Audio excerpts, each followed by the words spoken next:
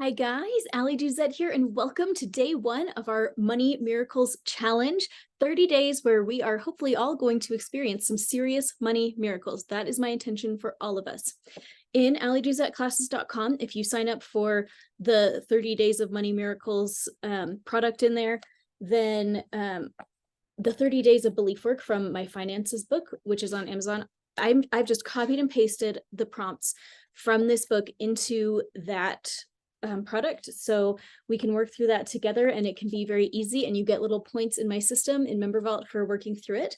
And then on top of that, it'll have these videos as well, and you can just follow along here on YouTube, and you don't ever have to log in anywhere, and we'll still make some progress.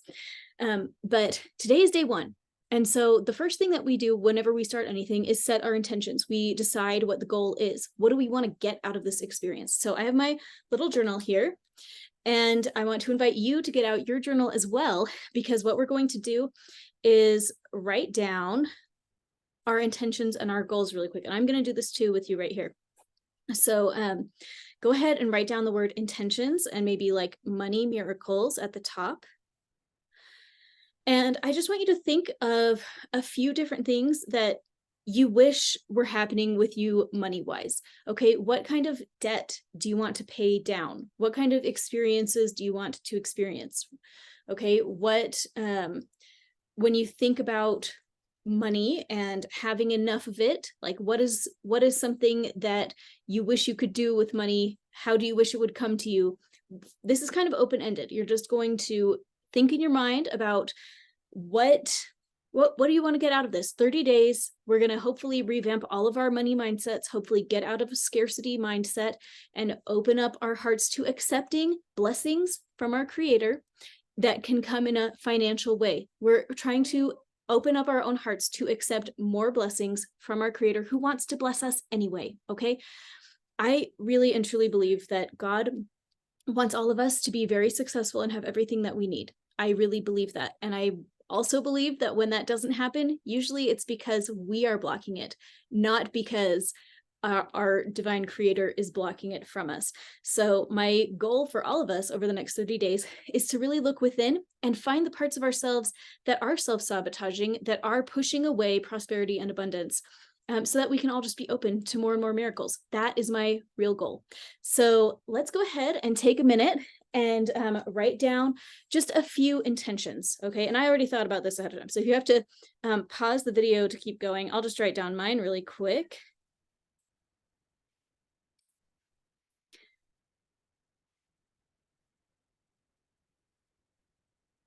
I really only have one money goal right now, at least off the top of my head, but I'm going to keep thinking about it today, and I hope you also keep thinking about it today. So yeah, we'll start with that. I want to pause really quick and talk about the nature of money, because day one in 30 Days of Belief Work, finances deals with deserving to have money. And I will just share my screen really fast because I have the original Google Doc where I wrote the book in here. So right here, this invites us to remove beliefs like, I don't deserve to have money. Money leaves me as soon as it comes in. It's wrong to have more money than you need. I deserve to be poor. Poverty is noble.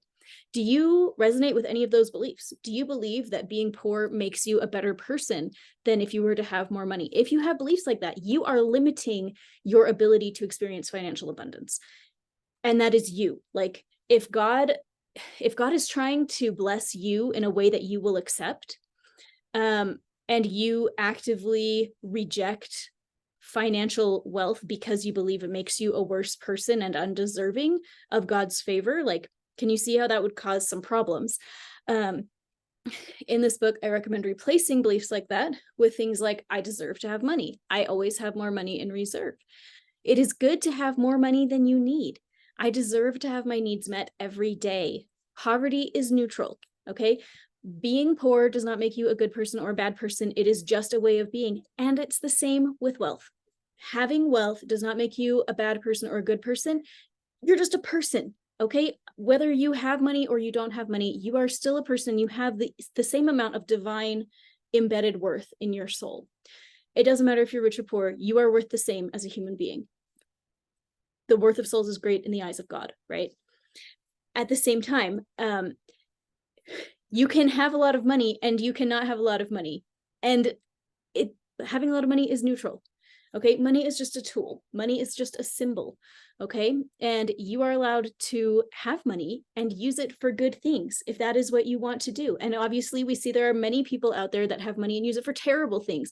And that's even allowed too. I'm not saying that they're going to be like richly, blessed in the afterlife or something for their choices and how they use their resources. But I'm just saying there are certain laws that govern wealth, and you can adhere to them and gain wealth, or you cannot, and you can experience poverty.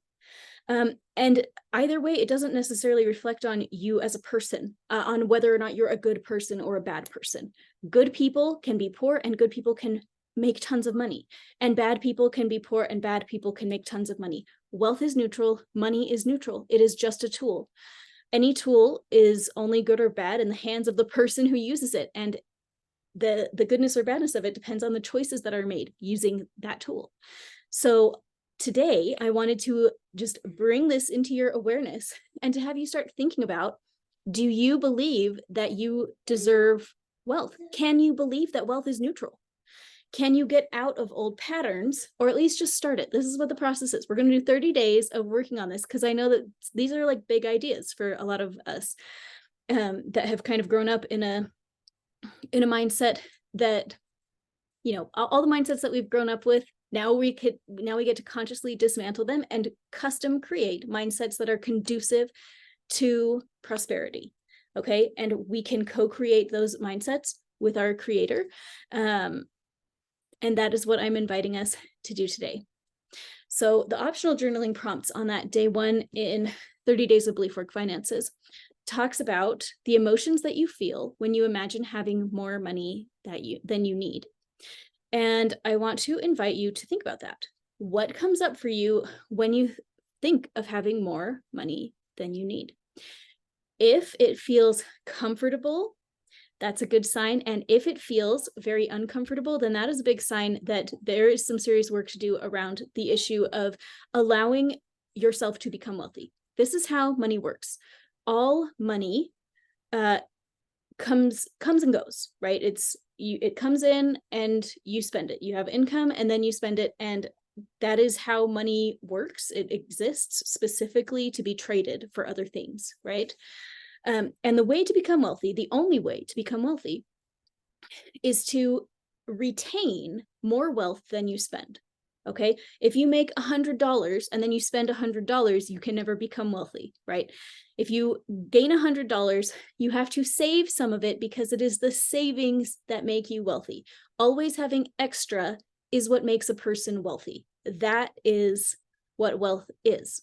Okay, so we need to become emotionally comfortable with retaining more money than we need. Okay, and everybody's needs are going to be different for them. And so I invite you to just take some time and have these thoughts get on your mind a little bit. We're going to work on all of these things over the next 30 days. And it's a little bit open-ended because we're all different people and our own past money experiences are unique to us. Our generational experiences are unique to us. But my hope is that all of us together working through this over the next 30 days are going to see some really big shifts in our mindsets and in our openness to receive miracles and to recognize the miracles that flow to us financially and in terms of any resource. Sometimes monetary resources show up in ways that we don't expect. For example, you might end up just receiving a resource that you didn't have to pay for, but therefore it saved you money, as an example. So there are a lot of different kinds of blessings that I believe are in store for us. And my goal is just to have us all be primed and ready to recognize them and love them and accept them. My goal is that all of us can take some serious steps to heal our mindsets so that we can move forward towards financial stability and financial independence, feeling peace about that, knowing that we deserve it, knowing that our divine creator actively desires for us to be financially independent and to experience having enough resources for the lives that we lead. And yeah, thank you guys for being here. I can't wait to see you on day 2. Don't forget to do that belief work. It is listed in AllieGizetteClasses.com under the 30-day Money Miracle Challenge. And I will see you tomorrow.